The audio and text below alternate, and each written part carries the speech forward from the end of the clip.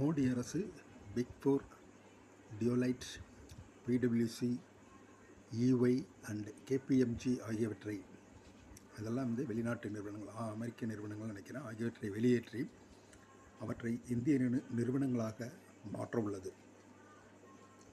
இந்திய நிறுவனங்கள் உலகளாவிய அளவில் முன்னேற ஜேவிக்களுக்காக துறை திறக்கப்படும். படிப்படியாக அமெரிக்கா மற்றும் EU வணிகங்கள் அகற்றப்படுகின்றன.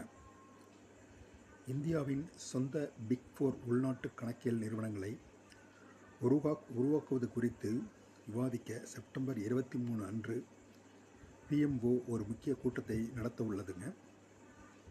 இதோட அந்த முக்கிய கூட்டத்தோட நோக்கம் என்னென்னா, உலகளாவிய ஜாம்பவான்களை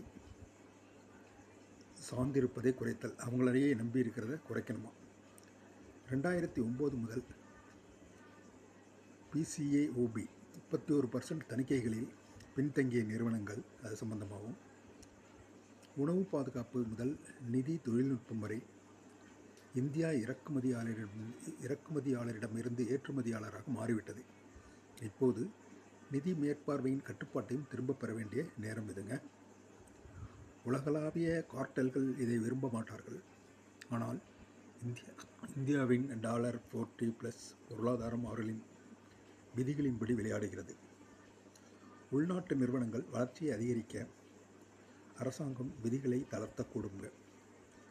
பிரதமரின் முதன்மை செயலாளர் சக்திகாந்த் தாஸ் தலைமையில் நிதி மற்றும் நிறுவன விவகார அதிகாரிகள் கலந்து கொள்ளும் இந்த கூட்டத்திற்கு தலைமை தாங்குவார்கள். இதோட அடுத்த ஃபீட்பேக்கை நான் உங்களுக்கு கொடுக்குறேங்க. இப்போதைக்கு நன்றி, வணக்கம்.